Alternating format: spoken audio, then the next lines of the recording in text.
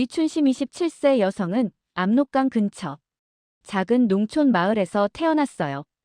어릴 때부터 라디오에서 흘러나오는 노래만 들으면 눈빛이 달라지는 아이였죠. 엄마, 저 사람 이름이 뭐야? 이선이래. 남조선 가수야. 엄마는 작게 웃으면서도 주변을 한번 훑어봤습니다. 남한 가수 이름을 입 밖에 꺼내는 일조차 조심해야 하는 곳이었으니까요. 춘심은 그날 이후로 이름도 얼굴도 제대로 모르는 남한의 여자 가수들을 마음속에 쌓아두고 살았습니다. 이은아, 이선희, 심수봉 어른들이 속삭이듯 말하는 이름들을 몰래 따라 불러보면서요. 창고 뒤, 강가 둑길, 옥수수밭 사이에서 아무도 없는 줄 알 때 살짝 목소리를 내보는 게 그녀에게는 유일한 자유였어요. 하지만 노래만으로는 배가 채워지지 않았습니다. 아버지가 농장 분조에서 받아오는 배급은 점점 줄어들었고 어머니는 장마당에 나가 하루 종일 서 있어도 집으로 가져올 수 있는 건 감자, 몇 알, 옥수수 가루 조금이 전부인 날이 많아졌습니다. 춘심아, 오늘은 그냥 물에다가 소금 조금 넣어 먹자. 응, 엄마. 괜찮아. 나 내일 조금 덜 먹으면 돼. 그런 말을 하면서도 배에서는 소리가 났습니다. 배고픔은 사람을 솔직하게 만들고 때로는 잔인하게 만들죠. 어느 날 이웃 오빠가 몰래 USB 하나를 건네주었습니다. 소리 조심하고 봐. 남조선 노래야. 밤이 깊고 모두 잠든 뒤 창문을 이불로 덮고 낡은 TV에 USB를 꽂았습니다. 화면이 깜빡이더니 현란한 조명과 함께 노래가 흘러나왔습니다. 무대 위에서 웃으면서 노래하는 여자 가수들. 관객은 자유롭게 박수치고 누구도 얼굴을 감추지 않았습니다. 그걸 본 순간 춘심의 가슴이 쿵 내려앉았습니다. 나도 저렇게 무대 위에서 노래할 수 있으면 어떨까? 그 꿈은 너무 먼 이야기처럼 보였지만 동시에 너무 선명했습니다. 평양에도 가본 적 없는 시골 처녀가 남한 무대에 선다는 건 상상만으로도 죄가 되는 세상이었지만요. 시간이 지나면서 마을의 공기는 점점 더 무거워졌습니다. 국가안전보위부에서 내려온 사람들은 장마당을 돌아다니며 이상한 물건, 이상한 노래를 단속했습니다. USB, CD, 외부 영상 들키면 집안 전체가 끌려가 조사받을 수 있다는 소문이 돌았습니다. 어느 날 장마당에서 잘 알고 지내던 언니가 갑자기 사라졌습니다. 누군가 그러더군요. 남조선 노래 들었다가 걸려서 어디론가 끌려갔다더라. 그 소문을 들은 날 밤 춘심은 USB를 손에 쥐고 한참을 서 있다가 결국 그걸 불에 태웠습니다. 불꽃 속에서 노래가 사라지는 것 같았습니다. 타는 플라스틱 냄새를 맡으면서 춘심은 마음속으로만 노래를 불렀어요. 언젠가는 저편에서. 그러던 어느 겨울 아버지가 쓰러졌습니다. 오래된 영양실조, 과로, 그리고 치료받지 못한 병들이 한꺼번에 몰려온 결과였습니다. 병원에 가도 약이 없었습니다. 간호원은 차갑게 말했죠. 가족들이 알아서 먹을 걸 챙기고 쉬게 하는 수밖에 없어요. 돈도, 약도, 방법도 없었습니다. 그때 어느 친척이 낮은 목소리로 말했습니다. 중국에 가면 일자리도 있고, 약도 있고, 남조선 갈 수 있는 길도 있다더라. 그 말은 춘심의 귀에 깊게 박혔습니다. 아버지 약도 사고 언젠가 남조선 가서 노래할 수 있는 길 내가 만들 수 있을까? 배고픔과 절망, 그리고 오래된 꿈이 한데 뒤엉켜 결국 탈북이라는 두 글자로 굳어졌습니다. 엄마, 나 국경 넘어서 일 좀 하고 올게요. 아버지 약도 사오고 돈도 좀 벌어올게요. 엄마는 얼굴이 굳어졌습니다. 그게 무슨 소리냐? 그 길은 돌아오는 길이 아니야. 둘은 오래도록 말없이 앉아있다가 결국 엄마가 울먹이며 말했습니다. 그래도 내 마음을 막을 수는 없겠구나. 살아 돌아오기만 해라. 살아만. 그렇게 해서 춘심의 2025년 탈출 준비가 시작됐습니다. 국경 근처에는 이미 여러 소문이 돌아다니고 있었습니다.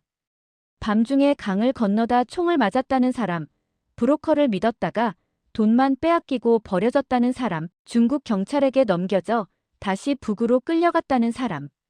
하지만 동시에 남조선에 도착해서 새 삶을 시작했다는 사람들의 이야기도 어렴풋이 들려왔습니다. 노래를 한다. 방송에도 나간다. 책도 쓴다. 그 이야기는 춘심에게 희미한 불빛 같은 것이었죠. 브로커를 만난 건 장마당 구석, 허름한 창고에서였습니다. 중국까지 데려다 줄 수 있어요. 돈은 나중에 남조선에 잘 도착하면 거기서 보내도 됩니다. 말은 달콤했지만 눈빛은 계산적이었습니다.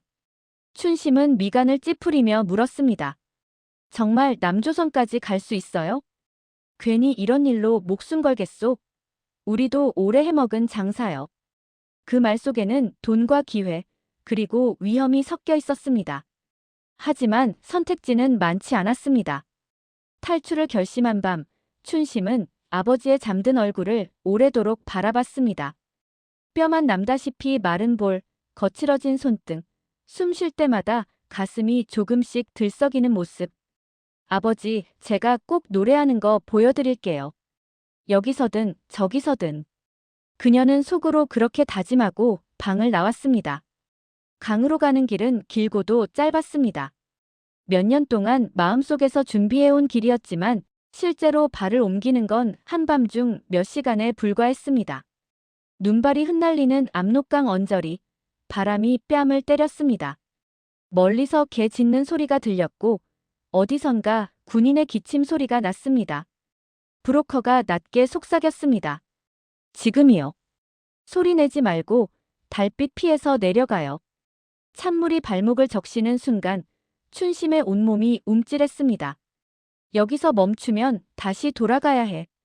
돌아가면 다 끝이야. 강 한가운데쯤 갔을 때 갑자기 등 뒤에서 손전등 불빛이 흔들렸습니다. 거기 누구야? 하는 소리가 바람을 타고 들려오는 것 같았습니다. 춘심은 숨을 멈추고 한동안 강 위에 얼어붙어 있었습니다.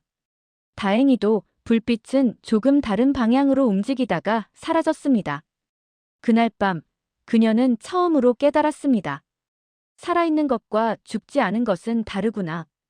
오늘은 그저 죽지 않은 쪽에 가까웠을 뿐이었습니다. 중국 땅에 발을 디딘 뒤부터는 또 다른 종류의 현실이 기다리고 있었습니다. 신분이 없는 사람, 이름을 제대로 말할 수 없는 사람, 어디에 있는지 증명할 수 없는 사람. 중국 안에서 탈북 여성들은 그런 존재였습니다. 처음 맡게 된 일은 농촌 허드렛 일이었습니다. 너 여기 와서 설거지하고 방 청소하고 밭을 도와. 돈은 나중에 줄게. 주인 남자는 그렇게 말했지만 월급 날짜가 올 때마다 핑계를 댔습니다. 요즘 장사 안 돼서 그렇지. 다음 달에 몰아서 줄게. 춤심은 그 말이 거짓말이라는 걸 느꼈지만 당장 갈 곳이 없었습니다. 어두운 방 한 칸, 누수가 되는 천장, 남의 집. 남은 음식을 모아 끼니를 때우는 생활이 이어졌습니다. 어느 날 밤 주인이 술에 취한 채로 방에 들어왔습니다. 너 여기 오래 있었으니까 나한테도 좀 잘해야지. 목소리는 흐릿했지만 눈빛은 술 기운이 아니라 다른 욕망으로 흐릿해져 있었습니다. 춘심은 등을 벽으로 붙이고 손을 앞으로 내밀었습니다. 저 그런 거 하려고 온 거 아니에요. 일만 시키세요. 그 말을 하자 남자의 표정이 빠르게 변했습니다. 내가 지금 어디서 왔는지 알지? 북한으로 돌려보내버릴까? 그 말 한마디는 칼보다 날카롭게 가슴을 찔렀습니다. 그날 밤, 방 안에서 무슨 일이 있었는지는 구체적으로 말하지 않아도 우리는 대략 상상할 수 있습니다. 몸보다 마음이 더 깊이 다치는 일들. 싫다고 말해도 통하지 않는 자리에서 인간은 서서히 자신을 잃어갑니다. 하지만 춘심은 완전히 꺾이지 않았습니다. 그녀는 마음속으로 숫자를 세며 버텼습니다. 하나, 둘, 셋 오늘이 끝나고 또 다른 날이 온다. 언젠가 여기서 나간다. 그녀가 다시 길을 나설 수 있었던 건 같은 숙소에서 일하던 또 다른 탈북 여성 덕분이었습니다. 여기 계속 있으면 안 돼. 우리 같은 애들한테 이런 식으로 위해를 가한 게 한두 번이 아니래. 나 아는 사람 통해서 더 안전한 곳으로 갈 수 있어. 춘심은 처음에는 믿지 못했습니다. 하지만 그 언니의 눈빛에는 오래 버텨온 사람만이 가진 결심이 있었습니다. 나도 남조선에 가서 사람답게 살고 싶어. 너는 노래하고 싶다며. 여기서 이렇게 살 거야? 그 한마디가 마음속에서 꺼져가던 불씨에 다시 바람을 불어넣었습니다. 그 뒤로 이어진 이동은 그녀가 압록강을 건넜을 때보다 훨씬 더 길고 복잡했습니다. 낡은 버스, 사람들 사이에 껴서 숨죽이고 가야 했던 밤열차, 창문을 종이로 가린 허름한 여관 방들. 중간중간 그녀는 심장이 터질 것 같은 순간들을 보냈습니다. 단속이 있다는 소식이 돌면 하루 종일 방 안에서 나가지 못하는 날들도 많았습니다. 그러면서도 머릿속에서는 자꾸 무대가 그려졌습니다. 마이크를 쥔 손, 관객의 얼굴, 노랫말. 그녀는 밤마다 입술만 움직이며 나만 노래를 흉내냈습니다. 나중에 진짜 무대에 서면 이 시간을 다 잊을 수 있을까? 결국 제3국의 한 작은 도시에서 남한으로 연결되는 문을 만났습니다. 철문 하나, 그 앞에 작은 초인종, 그리고 눈에 보이지 않는 수많은 서류와 절차들. 문이 열리기 전 춘심은 속으로 되뇌었습니다. 여기까지 왔는데 설마 다시 돌아가라는 말은 안 하겠지. 그 문을 통과해 길고 복잡한 절차를 거쳐 마침내 한국 땅에 발을 디뎠을 때 그녀는 갑자기 눈물이 났습니다. 공항의 밝은 조명, 사람들의 빠른 발걸음, 휴대전화를 들고 웃으면서 통화하는 사람들. 모든 것이 낯설고 모든 것이 부러웠습니다. 정착센터에 머무는 동안 그녀는 자신이 겪은 일을 조금씩 말해보기 시작했습니다. 처음에는 입안에서 말이 잘 떨어지지 않았습니다. 중국에서 당했던 모욕과 두려움, 여자라서 당했던 폭력, 그리고 그걸 말하면 다시 상처가 덧나는 느낌. 어느 날 상담사가 조용히 말해주었습니다.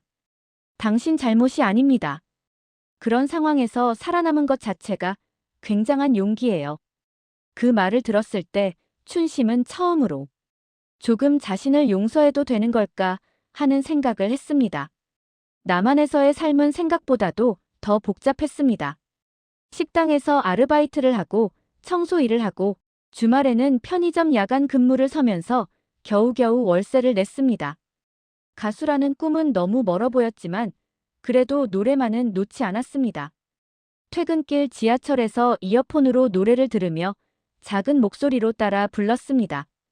언젠가 자신도 누군가에게 위로가 되는 목소리가 될 수 있기를 바라면서요. 그러던 어느 날 지역 문화센터에서 노래교실 모집 공고를 받습니다. 성인 취미 보컬 클래스, 초보자 환영. 춘심은 한참 동안 그 공고 앞에 서 있다가 결국 번호를 적어왔습니다. 등록비를 내기 위해 며칠 더 일을 해야 했지만 상관없었습니다. 일을 더하는 건 익숙한 일이었거든요. 첫 수업날 그녀는 떨리는 목소리로 자기소개를 했습니다. 저는 춘심이라고 합니다. 원래는 북쪽에서 왔고요. 노래를 오래전부터 좋아했어요. 사람들은 짧게 박수를 쳐줬습니다. 그 박수 소리 사이로 그녀는 갑자기 압록강 언덕이 떠올랐습니다. 강바람을 맞으며 몰래 속삭이듯 부르던 남한 노래들, USB 속 화면, 엄마의 말. 이제 그녀는 생각합니다. 그때의 나에게 말해주고 싶어. 너 결국 여기까지 왔다고. 아직 무대는 아니지만 적어도 더 이상 숨지 않아도 된다고. 춘심의 이야기는 아직 끝나지 않았습니다. 그녀는 여전히 새벽마다 일을 나가고 낮에는 수업을 듣고 밤에는 노래를 연습합니다. 하지만 이제 그녀는 단지 탈북자가 아니라 자기 이름을 가진 한 사람, 그리고 언젠가 무대에서 자기 노래를 들려줄 꿈을 가진 가수가 되기 위해 걸어가는 중입니다. 그 길은 쉽지 않을 겁니다. 과거의 상처는 완전히 사라지지 않을 테고 편견과 차별도 때때로 그녀를 힘들게 하겠지요. 하지만 압록강의 찬물 속에서도 중국의 어두운 방 안에서도 작은 방에서 입술만 움직이며 노래를 부르던 그 마음을 생각하면 우리는 알 수 있습니다. 이 사람은 쉽게 꺾이지 않는 사람이라는 걸. 그리고 그런 사람들이 모여서 만들어가는 이야기가 바로 지금 우리가 살고 있는 이 땅의 또 다른 얼굴이라는 걸요. 이제 당신이 이 이야기를 들었습니다. 춘심이라는 이름을 잠시 기억해 주세요. 그리고 화면 너머 어딘가에서 여전히 목소리를 삼키며 살아가는 수많은 사람들을 떠올려 주세요. 언젠가 그들도 숨지 않고 자기 노래를 부를 수 있는 날이 오기를 바라면서요.